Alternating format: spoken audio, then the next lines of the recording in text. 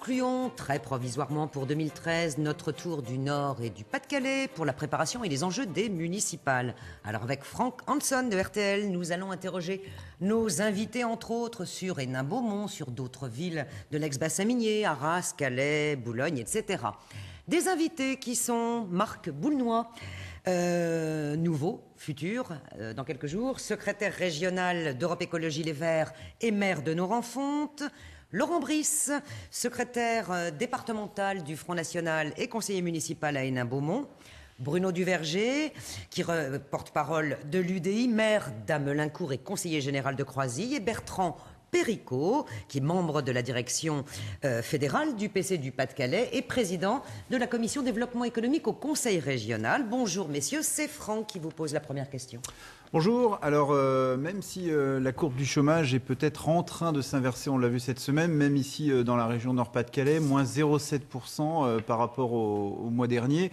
Les bonnes nouvelles sur le plan économique sont quand même assez rares. On a appris cette semaine le placement en redressement judiciaire de l'entreprise Maury Ducrot, transporteur, qui emploie 505 000 personnes en France, dont 300 dans la région. Alors, est-ce que vous pensez, messieurs, que ce contexte de crise nationale va jouer sur la campagne des municipales ? Laurent Brice pour le Front National. Oui, j'en suis persuadé. Monsieur Hollande avait été élu sur des thématiques fortes, notamment l'emploi. Il a considérablement déçu, on peut le dire ainsi. Et puis je voudrais revenir un petit peu sur les statistiques dont vous parlez. C'est la gomme à chômeurs qui a bien fonctionné, puisqu'il y a, je crois, près de 30% de radiation sur cette dernière statistique. Donc voilà. Donc je crois sincèrement que les électeurs vont sanctionner la politique de M. Hollande lors du prochain scrutin. Vous êtes de cet avis, Bruno Duverger ? Moi, je pense que c'est aujourd'hui une opportunité au niveau... on a remodelé les intercommunalités. L'enjeu, c'est certes les municipales, mais c'est surtout les intercommunalités. C'est là où on peut vraiment avoir une emprise sur le développement économique. L'emploi, ça passe par la force des intercommunalités. Voilà, je pense que ça, c'est essentiel. Le poids du national. Bertrand Péricot, vous connaissez bien ces problèmes économiques. Sur la situation économique, on va se raconter l'histoire. Le pire n'est pas derrière, il est devant. Et nous avons des alarmes extrêmement importantes concernant des entreprises comme la Cristallerie d'Arc, Bridgestone à Béthune, Stora Enso à Corbehem. Donc je ne me réjouis pas trop vite de cette baisse, j'allais dire conjoncturelle, sans doute liée aux emplois aidés. Marc Boulnois, le poids du national dans cette campagne municipale ? Le contexte national va jouer, mais peut-être pas sur l'impact sur les résultats ville par ville, village par village. Mais on ne fait pas de la politique hors sol. Et à un moment donné, dans nos propositions, on doit répondre à ces préoccupations en termes d'emploi. Et les propositions de sortie de cette crise qui est à la fois économique, sociale, politique, environnementale, on doit les intégrer dans nos programmes. Alors, on le sait, on le répète, les municipales sont avec les présidentielles les élections qui recueillent le plus faible taux d'abstention. Néanmoins, en 2008, il a tout de même atteint 36,5 au premier tour dans le Pas-de-Calais et 34 pour le second tour. Quelle est votre recette pour mobiliser l'électorat dans 3 mois ? Il faut être proche de la population. C'est aussi c'est sur nos bilans, sur notre capacité à montrer qu'on est capable de faire bouger les choses. Je veux dire, moi je suis maire d'une petite commune, on est capable de faire des investissements pour des bâtiments communaux. Il faut s'investir, encore une fois, je vais le dire plusieurs fois aujourd'hui, sur l'intercommunalité. Aujourd'hui, dans nos territoires ruraux, on peut faire plein de choses. On parle de fracture numérique. Par exemple, aujourd'hui, c'est grâce à l'intercommunalité qu'on va pouvoir faire des choses. Et ça, les gens, ça les intéresse. Aujourd'hui, quand on vient dans notre commune, qu'est-ce qu'on nous demande ? Quel est votre débit ? Et ça, on va pouvoir le faire. Laurent Brice, votre recette à vous, FN, c'est en fait les échecs des autres ? Nous sommes au Front National en campagne permanente. Nous sommes tous les jours sur le terrain, aux sorties des usines, sur les marchés. Et lorsque nous adressons aux gens qui s'abstiennent ou qui ne vont pas voter plus précisément, ce que nous leur disons, moi j'ai un exemple très simple, je vais être très concret. Monsieur René Van Dierendonck a dit un jour dans un grand quotidien régional nous allons verser un maximum de subventions à Hénin-Beaumont parce qu'il faut enrayer le Front National. Notamment dans le quartier d'Ercy, on va mettre plein d'argent. Eh bien, si on veut faire trembler le système, si on veut faire réagir les politiques, eh bien, moi, je les invite à voter davantage Front National parce qu'il n'y a qu'à ce moment-là qu'ils réagissent. Marc Boulnois. La mobilisation, la participation des citoyens, ce n'est pas simplement au moment des élections ou au moment des campagnes. C'est au quotidien, dans l'action l'action qu'on mène en tant que maire, en tant qu'élu, dans les commissions, dans l'information, dans la coélaboration. Et puis c'est aussi dans des changements de pratique, dans des changements où on lutte contre le cumul des mandats, où on lutte pour l'accès à la diversité aux responsabilités. Oui, la lutte contre l'abstention, c'est effectivement un élément essentiel dans les résultats des prochaines élections municipales. Beaucoup de gens sont tentés de ne pas se déplacer, ayant un peu le sentiment d'avoir été bernés par les uns ou par les autres.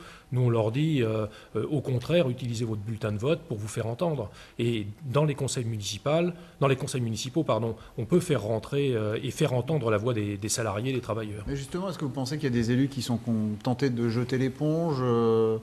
Est-ce que vous avez du mal à boucler vos listes, par exemple, au Parti communiste Non, notamment? pas du tout. Non, Ça, on n'a vraiment aucun mal. Et Brièvement, chez vous non plus? Pas de Non, mal à il y a une volonté véritablement de participer à cet échelon municipal. Vous confirmez? Je dirais qu'en milieu rural, certains maires sont assez découragés parce que c'est difficile. Les maires de petites communes se posent des questions sur la difficulté, sur la capacité à repartir. Alors à propos des petites communes, Oui. Changement de scrutin pour ces petites communes, liste bloquée paritaire pour tout le monde. Ce mode de scrutin va désormais s'appliquer aux communes qui comptent entre 1000 et 3500 habitants. Ça concerne 147 communes dans le Pas-de-Calais et 146 000 personnes. Est-ce que vous approuvez ce changement malgré les risques de cafouillage, éventuellement les électeurs ayant l'habitude plutôt de panacher ou de raturer et n'étant pas habitués à des listes bloquées? Oui, il va falloir être très clair avec les électeurs. Je pense qu'il va falloir faire passer des modes d'emploi, je dirais, dans les boîtes aux lettres pour bien expliquer que, donc, au-delà de 1000 habitants, on n'a plus le droit de panacher, on n'a plus le droit de rayer. C'est encore vrai en dessous de 1000 habitants. Il faudra être très très clair là-dessus. Vous êtes deux sur ce plateau, deux maires de petites communes. Vous êtes concernés, vous, Marc Boulnois, par ce changement? Alors à Norenfont, on va être concerné à la fois sur les listes bloquées, sur la parité dans les compositions de listes. L'association des maires ruraux, dont je fais partie, a toujours revendiqué l'égalité sur cet aspect-là pour qu'on puisse accéder effectivement à la proportionnelle et à la parité dans les listes des municipales. Donc charge à nous, élus, charge à nous, concitoyens, de se mobiliser pour expliquer et de faire de la pédagogie. Et les personnes peuvent effectivement comprendre le changement du système. Alors s'il y a un des partis qui cherche à conquérir un petit peu encore plus pendant ces municipales, c'est le Front National. Les dirigeants de votre mouvement, Laurent Brice, ont dit que vraiment ils avaient beaucoup d'ambition, et on a vu qu'il y avait un sondage cette semaine de l'Institut Ipsos qui a démontré que plus de 30%, plus d'un Français sur trois qui souhaite que le Front National soit renforcé lors de ces élections. Bon, c'est un petit peu moins que pour l'UDI, par exemple, qui recueille 44%, et surtout pour Europe Écologie Les Verts, qui recueille plus de 50% des Français qui veulent voir ce mouvement renforcé. Laurent Brice, quand même, plus d'un Français sur trois qui veut un Front National plus fort pour ces municipales. C'est encourageant pour vous? Bien sûr, et puis on le retrouve dans le Pas-de-Calais. Je vous rappelle qu'en 2008, le Pas-de-Calais avait déposé 7 livres, que nous sommes à l'heure actuelle plus de 30 listes dans le Pas-de-Calais. Donc il y a un véritable engouement pour le mouvement de Marine Le Pen et du Rassemblement Bleu Marine. Et voilà, je ne suis pas du tout étonné de ces sondages que nous constatons d'ailleurs sur le terrain en termes d'adhésion. Je vous rappelle que le Front National a doublé ses adhérents en 3 ans, donc c'est normal qu'on le retrouve à la fois dans les sondages, et c'est normal qu'on retrouve autant de listes. Sur les chiffres du parti, on sait qu'on ne peut pas vérifier. Donc, Bertrand Péricot, il n'y a pas que les partis non, communistes. ça ne m'inquiète pas. Je me méfie d'abord énormément des sondages. Ensuite, nous ne sommes pas encore dans la campagne des élections municipales. La campagne aura sans doute, l'élection municipale aura sans doute une dimension politique nationale, mais elle a aussi une dimension de gestion locale. Et ce type de sondage ne le prend pas en compte. vous l'interprétez comment, ce 34% de Français qui souhaitent voir le FN renforcé pour les municipales, Marc Boulnois? Alors moi, je vois le verre à moitié vide, à moitié plein. À moitié vide, parce que ça veut dire qu'il y a près de 60% qui souhaitent l'inverse. Et donc c'est assez rassurant qu'à un moment donné, sur des valeurs d'exclusion, sur des valeurs de division de notre société, les citoyens se mobilisent pour affaiblir ces valeurs-là. Et à l'inverse, on voit que sur des ouvertures au travers des sujets écologistes, il y a toujours une appétence, toujours une volonté du changement. Alors, vous l'interprétez comment, Bruno Duverger, le fait que ce soit et les écologistes et l'UDI qui recueillent le plus de souhaits de renforcement à l'occasion des municipales? Je pense qu'on représente l'alternative. Aujourd'hui... cela dit, c'est les écologistes qui arrivent largement en tête avec 57%. Oui, mais on représente quand même l'alternative. Aujourd'hui, dans une approche centriste, ce qu'on veut, c'est ouvrir au maximum, être au maximum proche des citoyens, avec des choses très concrètes, très terrain. Pour nous, ce qui est important, c'est le terrain, les projets, l'ambition du territoire. Je veux dire, les gens, c'est ce qu'ils veulent. Ils ne veulent plus un débat droite-gauche, etc. C'est pas ça qui les intéresse. C'est qu'est-ce qu'on fait pour eux très concrètement. Voilà. Et nous, c'est ce qu'on représente. C'est l'alternative. Laurent Brice, néanmoins, le FN avait communiqué sur l'arrivée de nouveaux adhérents et même parfois sur celle de transfuges d'autres partis, comme par exemple dans le Pas-de-Calais, avec un ex-socialiste à Outreau ou un ex-communiste à Méricourt. Pourtant, plusieurs de ces nouvelles recrues ont claqué la porte en dénonçant entre autres des dérives racistes, homophobes. Bref, on a l'impression d'un gouffre entre la façade et l'arrière-boutique. Steve Briouat a nié, il a même porté plainte pour diffamation. Quoi qu'en dise la justice, ça tombe quand même pas très bien pour vous. Écoutez, déjà, ces démissions, c'est une poignée de personnes. Et je vous appelle là-dessus, Madame Marchand, à beaucoup de vigilance et à vos confrères pareils, puisqu'il se peut que dans les jours qui viennent... En tous les cas, moi, je vous pose la question, comme ça, vous avez tout loisir de répondre. Voilà, je vais vous dire. Il risque d'y avoir des renversements de situation dans les jours à venir. Qu'est-ce que vous voulez dire? Vous verrez qu'il y a eu certainement des manipulations dans beaucoup de ces cas. Et nous en apporterons les preuves dans les jours à venir. Et pour d'ailleurs de la part d'éléments extérieurs au FN, vous voulez dire? Vous le saurez bien assez tôt, mais par exemple, je peux vous répondre très concrètement sur la dernière manipulation qui a eu à Hénin-Beaumont, où un soi-disant candidat a vu des croix gammées. Il y avait des caméras de France 3 Nationale qui étaient à cette convention, qui ont filmé pendant des heures. S'il y avait eu quoi que ce soit, on l'aurait déjà vu. Et la personne qui dit en avoir vu m'envoie un mail le lendemain en disant qu'il était très heureux d'avoir participé à cette convention, qu'il y a passé un bon moment. Je crois qu'il y a des manipulations de la part d'officines politiques qui veulent nuire au Front National, parce que, comme vous l'avez évoqué juste avant, le Front National pèse lourd dans les sondages et qu'il faut le discréditer. Alors, encore une question pour vous, puis après, je vous appelle à beaucoup de prudence et à la vérification avant. Mais vous êtes là pour répondre tout tranquillement. Il y a beaucoup de dépêches pour annoncer, mais quand on apporte les preuves, il y en a beaucoup moins. On se rappelle tous que Marine Le Pen et les dirigeants frontistes ont tempêté et menacé, mais rien à faire. Le FN est un parti d'extrême droite pour 69% des Français interrogés par Ipsos. Il est même ressenti comme dangereux pour la démocratie par 59% des sondés. Est-ce que c'est pas un échec de la communication de Marine Le Pen sur la dédiabolisation? Non, madame, il n'y a pas d'échec. Nous ne sommes pas d'extrême droite, nous sommes un parti patriotique. Je vous rappelle que le Front National, hier encore, a une de ses permanences qui a été attaquée, qu'il y a eu un blessé. Ce n'est pas le Front National qui attaque les autres formations politiques.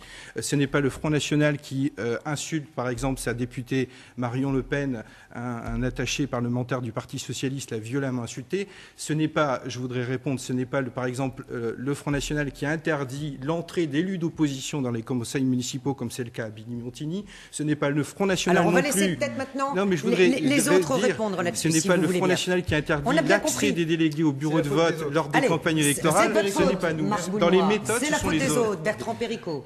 En tout cas, aujourd'hui, dans ce contexte préélectoral en vue des municipales, ce que l'on doit chercher, tout républicain, c'est d'arriver à rassembler, parce que la vie d'une commune, c'est fait d'un rassemblement et non de division. Et je pense que les sondages qui sont aujourd'hui, ou les éléments d'enquête que vous présentez, montrent bien qui cherche à diviser ou qui cherche à rassembler autour des valeurs de la démocratie. La campagne électorale des élections municipales, pour nous, elle ne s'organise pas autour du Front National. Le Front National, c'est un phénomène ancré dans la vie politique française. Nous travaillons à le réduire, mais de toute façon, on ne fait pas, nous, personnellement, une fixation sur le Front National et sa percée, qui sera de toute façon... On regardera les résultats des élections municipales, mais sans doute bien moins importantes que ce qu'on a voulu présenter avant. Bruno Duverger. Oui, je pense qu'en milieu rural, il y a une montée du Front National. C'est surtout c'est une alerte, c'est un cri... Ce toute façon, ce sont des bonnes questions. Ce sont les mauvaises réponses, mais ce sont des bonnes questions. Donc, à nous d'amener les vraies questions. Voilà, c'est comme ça qu'on va répondre au Front National. C'est en amenant du concret auprès des gens et en écoutant ceux qui veulent aller vers le Front National. Il faut vraiment comprendre ce qu'ils nous disent. C'est un cri d'alerte. Voilà. Alors, s'il y a bien une ville dans le Pas-de-Calais, notamment où les projecteurs seront braqués, où la campagne risque d'être encore une fois très tendue, c'est évidemment Hénin-Beaumont, la ville où Marine Le Pen s'est implantée depuis plusieurs années maintenant. On voit que le Front National fait de bons scores et vous avez de grosses ambitions pour ces municipales avec Steve Briouat qui fait figure de favori. Alors j'ai envie de vous poser la question simplement, Marc Bounois, vous êtes maire de Norenfonte, écologiste. Il y a beaucoup de listes à gauche à Hénin-Beaumont, dont une liste également écologiste. Vous n'allez pas faire de front républicain face au Front National qui paraît comme favori? Alors aujourd'hui, à ma connaissance, sur Hénin-Beaumont, mais dans d'autres secteurs du Pas-de-Calais, il n'y a pas encore eu de décision sur l'autonomie ou sur le rassemblement. En tout cas, sur Hénin-Beaumont, ce qui aujourd'hui se travaille, c'est effectivement de rassembler les personnes, les partis politiques qui peuvent proposer une sortie à Hénin-Beaumont de la situation qui est effectivement complexe. Laurent Brice, vous voyez personne tranquille pour empêcher, voilà c'est ça, pour empêcher Steve Briouat de l'emporter. Vous serez d'ailleurs sur sa liste. Écoutez, le tableau est le suivant. Il y a actuellement 5 listes de gauche. Parmi les 5 listes de gauche, il y a 4 adjoints qui sont des anciens de Gérard d'Allongeville, dont le maire, l'ex-maire Gérard d'Allongeville. Le candidat UMP et UDI, alors c'est la cerise sur le gâteau, c'est aussi un ancien qui était investi, c'est un ancien adjoint au maire de Gérard d'Allongeville, qui lui a été fidèle jusqu'au bout, qui a voté tous les budgets truqués, et qui a été même le porte-parole lorsque le maire était entre 4 murs, et qu'il a défendu jusqu'au bout. Donc en effet, c'est un peu la reconstitution d'une ligue dissoute. On voit tous les anciens proches de Gérard d'Allongeville se représenter à l'élection. Je pense que Steve Briouat propose une alternative claire au changement. Bruno Duverger, vous voyez quelqu'un ou quelque chose pour empêcher cette fois-ci Steve Briouat de prendre la mairie d'Hénin-Beaumont, ce qu'il essaye de faire en 2008 et qu'il a raté de peu en 2009?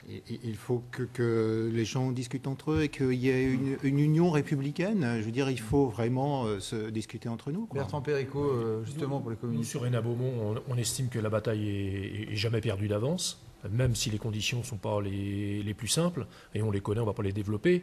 Nous, on travaille au rassemblement, à une liste de rassemblement de l'ensemble des forces de gauche, y compris dès le premier tour. Pour l'instant, effectivement, c'est un travail de construction qui est en cours. Nous, on prendra nos responsabilités le moment venu. S'il faut, pour l'instant, naturellement, puisqu'on est dans un paysage plutôt de division, nous évitons d'ajouter de la division à la division. C'est-à-dire que nous partons autour de David Noël, mais nous espérons bien, avant le premier tour, pouvoir rassembler l'ensemble des forces de gauche. Oui, je pense que dans ces situations très compliquées, c'est pas un homme ou une femme providentielle. C'est une équipe et un rassemblement de forces. Je voulais vous dire que nous sommes prêts, que nous avons les hommes et les femmes pour mener la liste et que nous avons aussi avec nous un certain nombre de fonctionnaires en municipalité qui sont prêts à travailler avec nous. Donc voilà, nous sommes sereins et nous travaillons. Laurent Brice, le Front National ne cache pas qu'il a aussi d'autres objectifs dans le Pas-de-Calais. Par exemple, on parle de Méricourt ou de Dourges. Bertrand Péricot, comment expliquez-vous à Méricourt le passage d'un ex-communiste, Jean-François Delcroix, vers le FN et même à la tête de liste FN? Oui, mais enfin, Jean-François Delcroix n'a jamais été un dirigeant de premier plan. José Évrard à Billy-Montigny est un ancien fédéral du Parti Oui, communiste. et José Évrard à Billy-Montigny est un habitué des campagnes de premier tour contre la famille Trony, contre Bruno Trony en particulier. C'est pas une nouveauté. Il prend l'étiquette Front National parce qu'il espère que ça lui permettra cette fois-ci d'avancer, de réussir. Il échouera à Billy-Montigny. Voilà. Alors dans la ville-préfecture du département, à Arras, l'une des têtes de pont de l'UDI, Frédéric Le Turc, est devenu maire d'Arras il y a peu de temps, en novembre 2011. Il a succédé à Jean-Marie Van Lerenberg en cours de mandat. Bruno Duverger, vous êtes représentant de l'UDI. Est-ce que pour vous, il y a du suspense à Arras ou c'est plutôt tranquille? Je pense que Frédéric Le Turc est vraiment sur la bonne voie. D'abord, il est dans le prolongement de ce que Jean-Marie Van Leeuwenberg a fait, c'est toujours avec le même esprit, c'est-à-dire travailler avec une très grande ouverture. Aujourd'hui, l'équipe est bien sûr UDI, UMP, mais il y a des gens de gauche. Je veux dire, c'est très ouvert, c'est très proche de la population, avec des comités de quartier. Je pense que Frédéric Le Turc est vraiment en très très bonne position aujourd'hui. On part à Calais. Alors qu'en 2008, le député européen communiste Jacques Hénin n'a pas réussi à garder la mairie de Calais, comment pourrait-il cette fois-ci, alors que le PS est uni derrière Yann Capet et que Natacha Bouchard a 6 ans de mandat derrière elle, comment pourrait-il y arriver ? Eh bien, il va y arriver en rassemblant, là aussi, au maximum au premier tour. Alors, le rassemblement, là, ne sera pas un rassemblement d'organisations politiques, mais il s'agit de rassembler tous ceux qui, dans la population calaisienne, veulent effectivement tourner la page de Natacha Bouchard. Le bilan de Natacha Bouchard n'est pas particulièrement brillant. Laurent Brice, le Front National a aussi beaucoup d'ambition sur Calais, avec notamment le contexte de l'emploi qui peut jouer. Oui, j'ai vu de récents sondages qui annoncent vraiment des bons résultats pour notre candidate Françoise Vernel à Calais. Et je vois un comportement opportuniste du LMP qui, à l'approche des élections, encore une fois, à chaque fois à l'approche des élections, durcit le ton, invite des personnalités de la droite dure dans la commune de Calais. Je crois qu'il y a vraiment, là encore une fois, un gros opportunisme de la part de Natacha Bouchard. Et je pense que ça, les électeurs vont le sanctionner. Bruno Duverger, c'est vrai ce qu'il dit ? Vous pouvez difficilement le nier. Bon, je pense que sur Calais, Natacha Bouchard a fait du bon travail. Il y avait beaucoup à faire, il y a encore beaucoup à faire.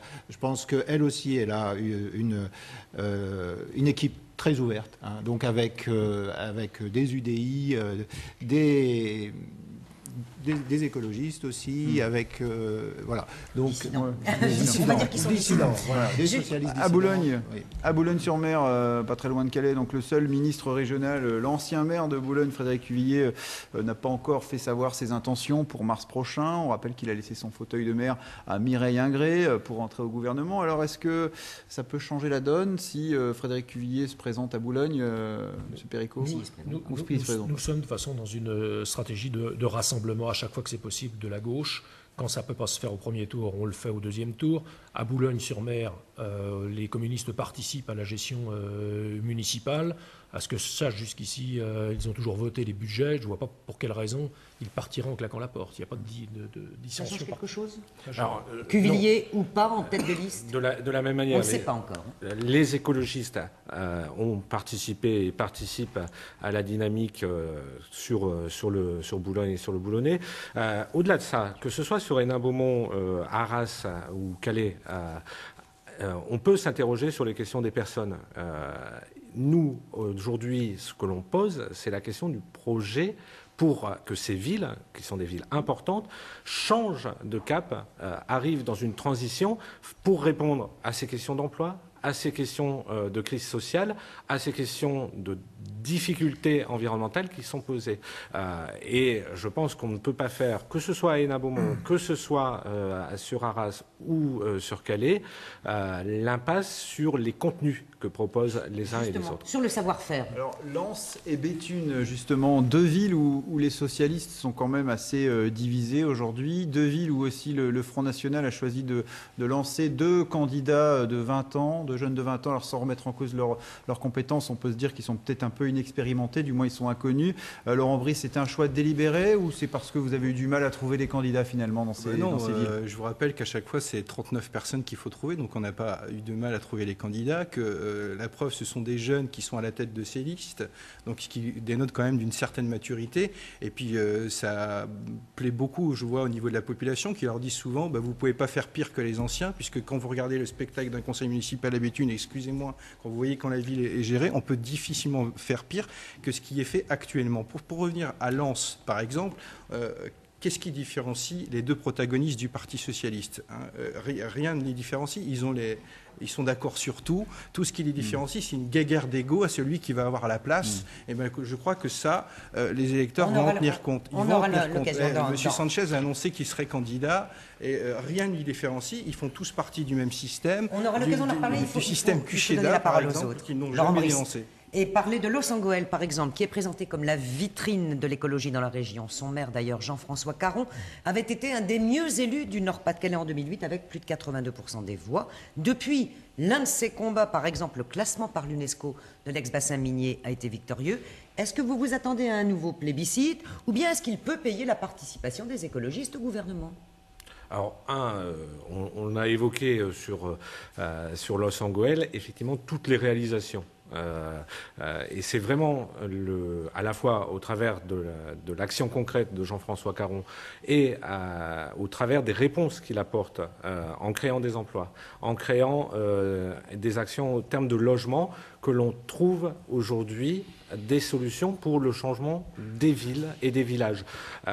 Et donc la participation au gouvernement et la participation dans les exécutifs régionaux des écologistes démontre jour après jour qu'on est en train de transformer, et c'est ce qu'attendent nos électeurs. Est-ce que justement ça ne peut pas jouer sur ces municipales, le fait que vous soyez au gouvernement, vous ne savez pas trop si vous y restez ou pas, les électeurs sont conscients du problème ? Que les journalistes ne savent pas si on y reste ou on n'y reste pas, c'est récurrent.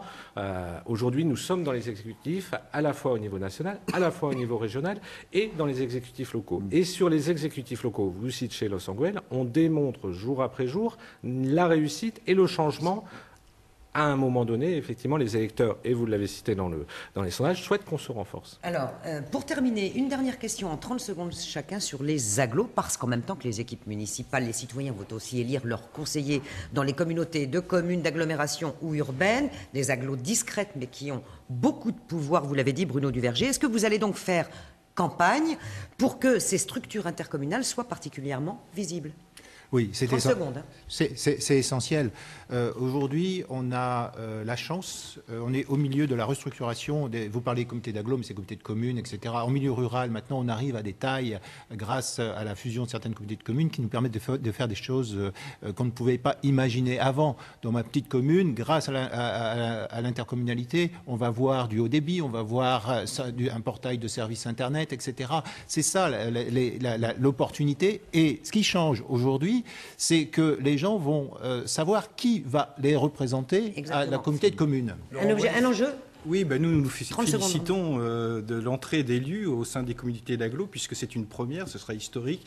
Nous n'avions jamais eu d'élus et il y aura maintenant une opposition au sein de ces comités d'agglomération. Vous allez faire campagne sur les agglomérations ? On va même faire campagne sur la question des métropoles, parce que derrière le fléchage et l'élection maintenant au suffrage universel direct des délégués dans les communautés d'agglomération, se pose la question de savoir qu'est-ce qu'on va faire de ces communautés d'agglomération.